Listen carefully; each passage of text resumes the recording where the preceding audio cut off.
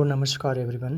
तो जैसा कि मैंने आपको बताया था कि हम एमसीक्यू की प्रैक्टिस करेंगे, तो आज उसी कड़ी में हमारा ये दूसरा लेक्चर है। इसमें जैसा कि मैंने आपको पहले बताया था कि हम Himachal Pradesh forest service ACF यानी कि असिस्टेंट कंजर्वेटर ऑफ फॉरेस्ट का जो पेपर जो है वो डिस्कस कर रहे हैं, जो कि रिसेंट में हुआ है। मैं आपको फिर रिमाइंड करवा दूं कि ये एग्ज़ाम जो है वो Himachal Pradesh public service commission ने करवाया है, जो कि एक गेस्टेड पोस्ट के लिए एग्ज़ाम होता है ये। तो इसके जो पेपर है हम उसको देख रहे थे और 10 सवाल हमने पहले इसके देख लिए थे। आज हम अगले 10 क्वेश्चन इसके देखेंगे और उनके सॉल्यूशन भी देखेंगे और थीम को भी देखेंगे कि किस तरह से क्वेश्चन की फ्रेमिंग हुई है, जो कि आने वाले अपकमिंग जो भी एग्ज़ामिनेशन होंगे उनमें काफ़ी ज़्यादा हेल्पफुल भी होंगे आपके लिए। और साथ में मैंने जैसे बताया था आपको कि हम जैसे इस पेपर को ख़त्म करेंगे उसके बाद हम अगला पेपर उठाएंगे। आज एक और एग्ज़ाम हुआ है जो Uttar Pradesh public service commission है उसने कंडक्ट करवाया और वो भी काफ़ी अच्छा एग्ज़ाम था। तो हम उसको भी फिर इसी पैटर्न पर जो है वो देखेंगे और इस तरह से बहुत अच्छी प्रिपरेशन हो जाएगी, MCQ की प्रैक्टिस भी हो जाएगी, साथ में आपको थीम का भी पता चल जाएगा कि लगभग सेम ही थीम होती है जहाँ से हर कमीशन जो है वो क्वेश्चन की फ्रेमिंग करता है। तो आइए देखते हैं इसका आज का सवाल क्या है। पहला क्वेश्चन है इसका कि पाल डायनेस्टीज़ के बारे में पूछा हुआ है, एंशियंट इंडिया की। तो पहला जो इसका कथन है वो बोलता है कि पाल डायनेस्टी ने जो रूल किया था वो आज के बंगाल और बिहार पर था। पहली स्टेटमेंट ये है, यानी कि Pala dynasty ruled over parts of present day Bengal and Bihar. दूसरा स्टेटमेंट है इसका कि चोला डायनेस्टी ने रूल किया था आज के समय में तमिलनाडु और अदर पार्ट्स जो हैं साउथ इंडिया में वहाँ पर। थर्ड स्टेटमेंट है इसकी कि Pandya dynasty ruled over the present day Tamil Nadu and other part of south India. और सतवाहन डायनेस्टी जो है उसने रूल किया है आंध्र प्रदेश, तेलंगाना और महाराष्ट्र में। देखिए ये क्वेश्चन जो है वो एक्सटेंडेड है, थोड़ा सा फैला हुआ भी है। एक सवाल किस डायनेस्टी से है, एक कहीं से है, एक कहीं से है, चारों डायनेस्टियाँ अलग अलग है। अगर आपने थोड़ा सा इनको पढ़ा होगा, क्योंकि ये 12th क्लास की NCERT से ये क्वेश्चन बन जाता है। अगर आपने वो बुक्स पढ़ी होंगी, थीम्स की NCERT पढ़ी होंगी, तो आपको डेफिनेटली इसका अंदाज़ा हो गया होगा कि ये क्वेश्चन जो है वो डुएबल है, इसको करने में आपको परेशानी नहीं होनी चाहिए थी। तो पहली जो स्टेटमेंट है ना आपकी, जो पाल डायनेस्टी है, हम जानते हैं कि पाल डायनेस्टी को सेटअप किया था गोपाल ने और ये वाकई में बंगाल बिहार में इसने रूल किया था। तो पहला स्टेटमेंट जो है वो सही है। जब पहला सही है आपका तो मतलब कि पहला चारों में है, तो अभी भी आपको इसका आंसर नहीं मिलेगा।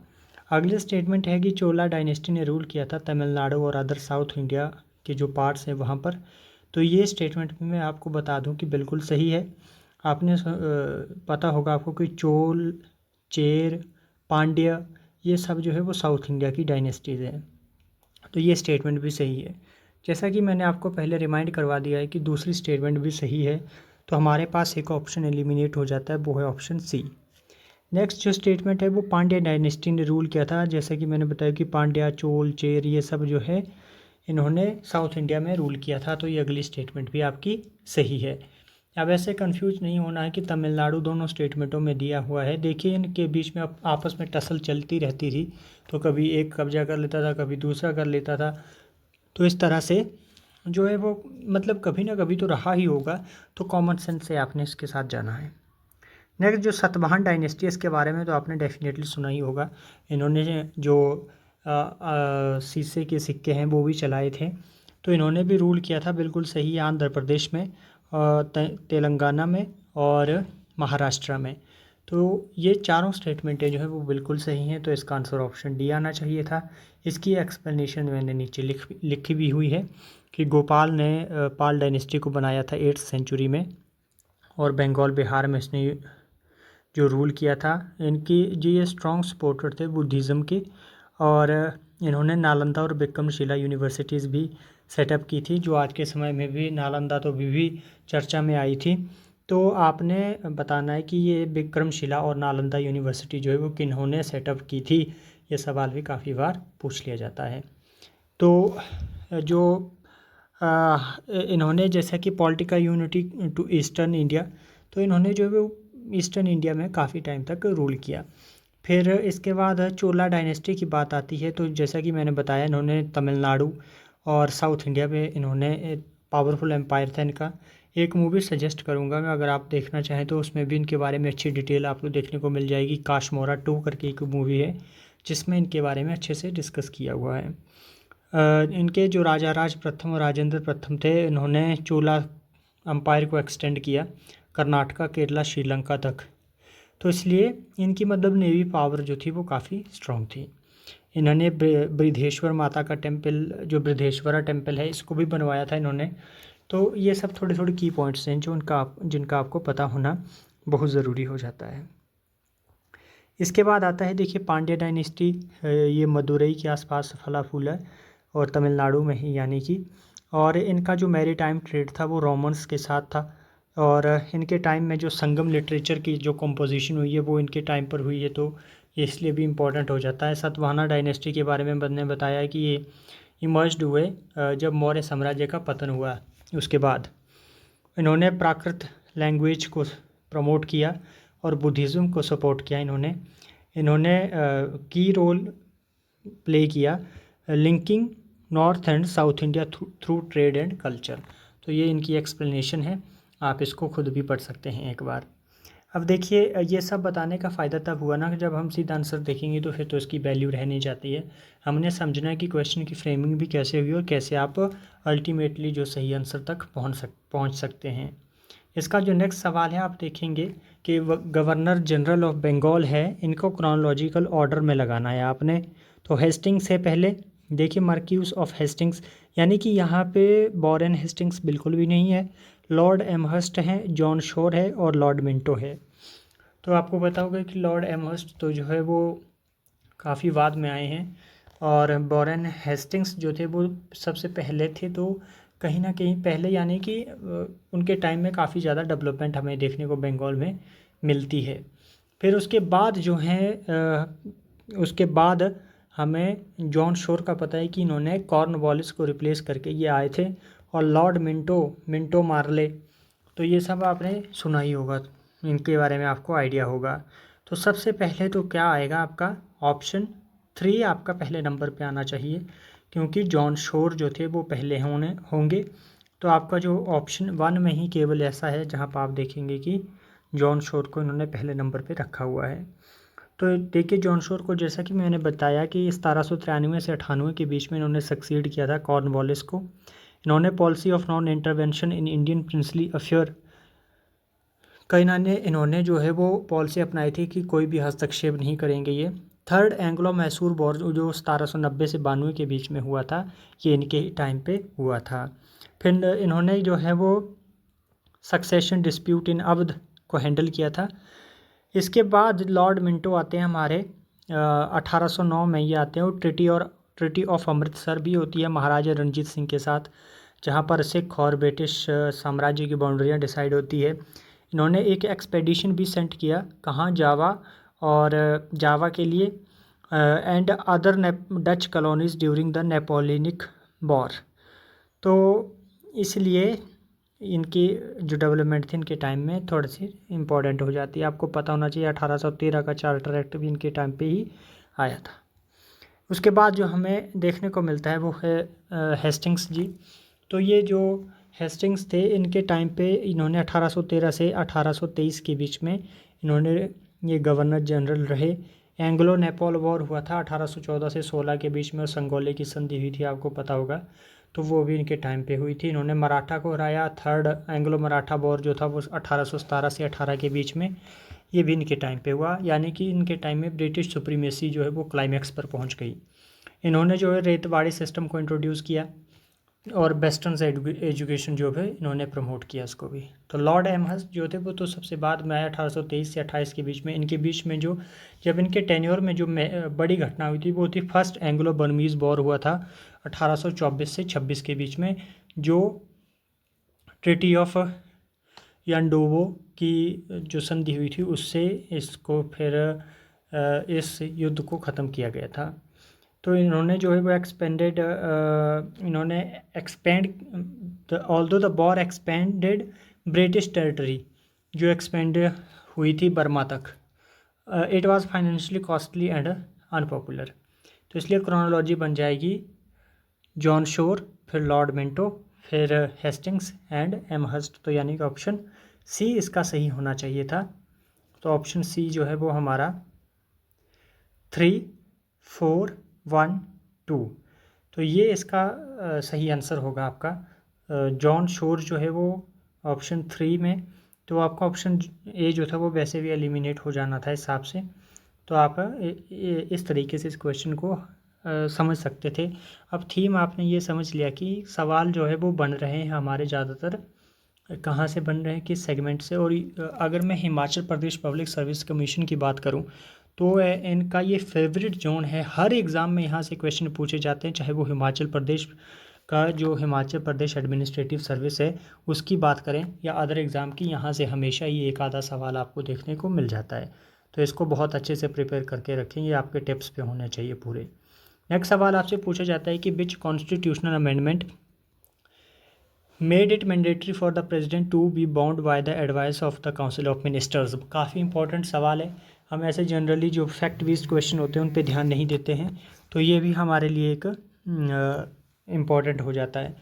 तो देखिए पहली बात तो ये है कि सवाल आपसे पूछा हुआ है कि जो प्रेसिडेंट को काउंसिल ऑफ मिनिस्टर्स की जो सलाह है उस पर ही काम करना होगा, ये उनके लिए कब बाध्यकारी बनाया गया है, किस अमेंडमेंट के द्वारा।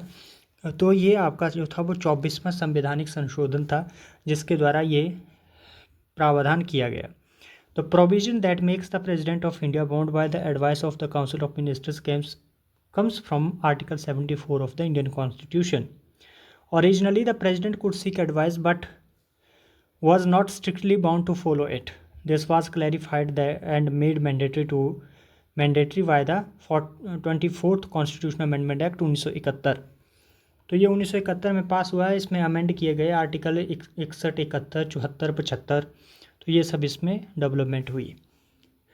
अगले जो देखिए हमें पता है कि 42nd अमेंडमेंट जो है वो काफ़ी इंपॉर्टेंट है, मिनी कॉन्स्टिट्यूशन बोला जाता है इसको। 44 हो गया, तो ये भी आपको इनके बारे में पता होना ज़रूरी है और आई होप आपने ये तो पहले भी पढ़े होंगे। फिर अगला सवाल आता है कि पुट दीज इवेंट्स, कुछ घटनाएं दी हुई है, इनको आपने क्रोनोलॉजी में लाना है। तो ये तो बहुत ही साधारण सा क्वेश्चन था। साधारण इन द सेंस कि ये हम पढ़ते रहते हैं ऐसी चीज़ों को, जैसे साइमन कमीशन, लखनऊ पैकेट। अगर कल का हमने जो क्लास की थी उसमें आपने देखा होगा, तो लखनऊ पैकेट जो है वो 1916 में हुआ था। तो ये तो आपको कम्युनल अवार्ड 1931 में, खिलाफत 1919 में, साइमन कमीशन कब आया था 1927 में। तो अब देखिए बिल्कुल क्लियर कट ही हो गया। पहले बी आना चाहिए, फिर डी आना चाहिए, फिर ए आना चाहिए, फिर सी आना चाहिए। यानी कि कहाँ से शुरुआत होगी, 2, फिर आएगा आपका 4, फिर आएगा आपका 1, फिर आएगा आपका 3। तो सी ऑप्शन जो है वो हिसाब से सही होना चाहिए। फिर उसके बाद जो लखनऊ पैकेट था वो नेशनल कांग्रेस और मुस्लिम लीग के बीच में हुआ था। फिर उसके भी खिलाफत 1919 से 24 के बीच में, इंडियन मुस्लिम टू प्रोटेस्ट खलीफा after the world war first, Gandhi ने सपोर्ट किया था। साइमन कमीशन 1927 में, कम्युनल अवार्ड 1931 में या 32 पर 31 आता है ज़्यादातर इसका। और announced by British PM Ramsay MacDonald, providing separate electorates for minorities. तो ये आपका इस तरह का सवाल था, आपको चल गया होगा पता कि ये जो कंपोनेंट है आपकी प्रिपेयर होना चाहिए नेक्स्ट एग्ज़ाम के लिए। फिर उसके बाद है considering the following functionaries and put them in appropriate hierarchical order. अब देखिए ये क्वेश्चन जो है वो काफ़ी बेग जैसा तो लग रहा है ना। Cabinet secretary, chief election commissioner, union cabinet minister, chief justice of India. तो देखिए ये जो रैंक है ना, हमें जो कॉन्स्टिट्यूशन में इनकी रैंकिंग हुई है, जैसे कि first citizen of India president, second हमारे वाइस प्रेसिडेंट, तो उस हिसाब से इनको अपने क्रोनोलॉजी में लगाना था। तो सबसे पहले तो आप लोग ध्यान रखना कि चीफ जस्टिस जो है वो हमारे 6th नंबर पर आते हैं और हमारे जो कैबिनेट सेक्रेटरी है वो 11th नंबर पर आते हैं। तो और इसलिए जो है इसका जो सही आंसर बनना चाहिए था वो पहले आपका आएगा, हमारा जो सही हायरार्की बनेगी इसकी, पहले आएगा आपका डी यानी कि नंबर 4, फिर आएगा आपका मेरे हिसाब से ऑप्शन 3, 4, 3। तो इस हिसाब से ये हो सकता है इसका आंसर। तो देखिए चीफ जस्टिस ऑफ इंडिया जो है वो हाईएस्ट जुडिशियल अथॉरिटी है, ये रैंक 6th है इसका in the order of precedence. The chief election commissioner heads the independent election commission in rank 7th, slightly एव द यूनियन मिनिस्टर्स। सॉरी, जो मैं बता रहा था कि कैबिनेट मिनिस्टर आना चाहिए, उससे थोड़ा सा ऊपर है इनका रैंक। एक दोनों ही एक ही रैंक में आते हैं, पर जनरली जो है वो जो इलेक्शन कमिश्नर है चूँकि इंडिपेंडेंट है तो इसलिए इसको जो है वो थोड़ा सा ऊपर रैंक किया जाता है, यानी कि काउंसिल यूनियन मिनिस्टर से। Union cabinet ministers also rank 7th, ये देख लीजिए।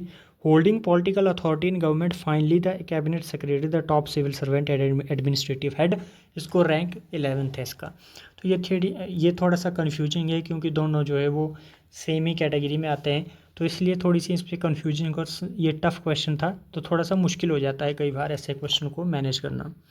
अगला सवाल है आपका कि which of the following are envisaged by the right against exploitation in Indian constitution. तो राइट अगेंस्ट एक्सप्लॉयटेशन में आता है इनमें से कौन सा। तो ध्यान दीजिए कि बहुत ही सिंपल सवाल है।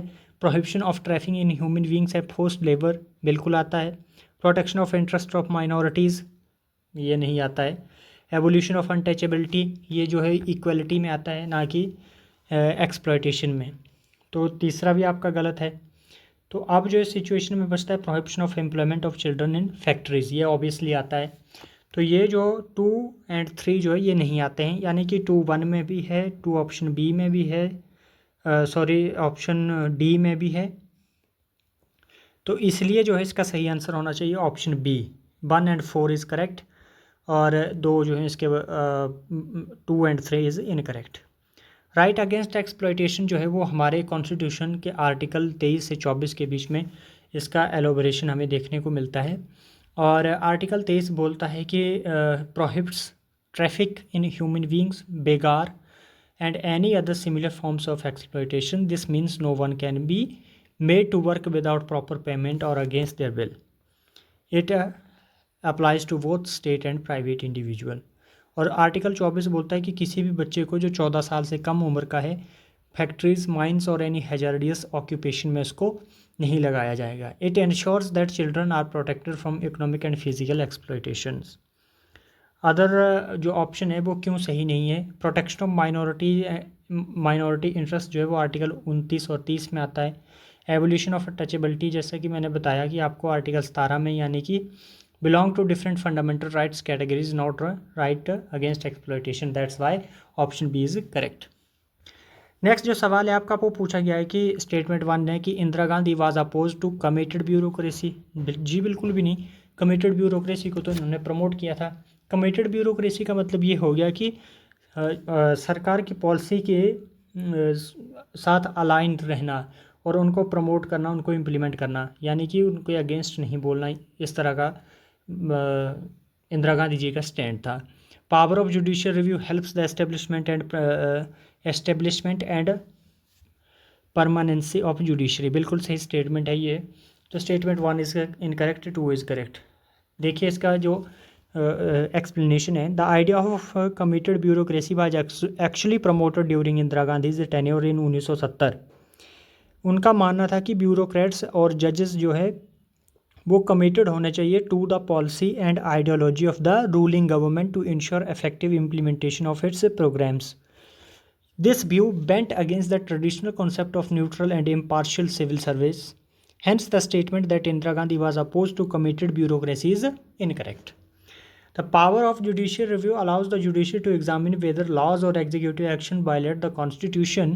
This power strengthens the independence, authority and permanence of the judiciary, making it true guardian of the constitution. That's why statement 2 is correct.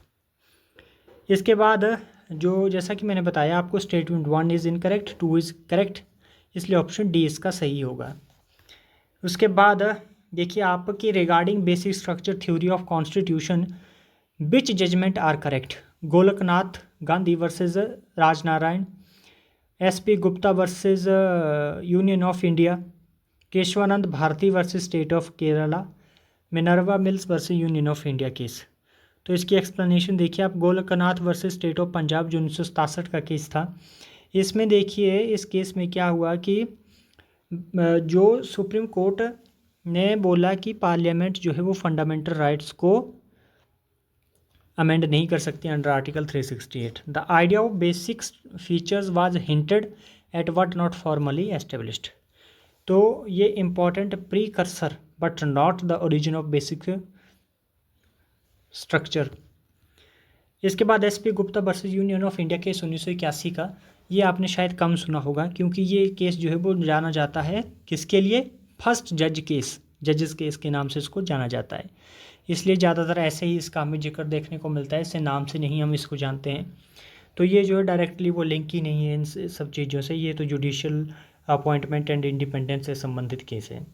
Keshavananda Bharti case जो है वो की केस है इसमें बेसिक स्ट्रक्चर से, तो ये जो पूरा सिद्धांत है वो इसी केस के थ्रू जो है वो हमें देखने को मिलता है। Minerva mills versus union of India case 1980 जो है वो रीअफर्म्ड एंड स्ट्रेंथन्ड करता है बेसिक स्ट्रक्चर डॉक्ट्रिन को।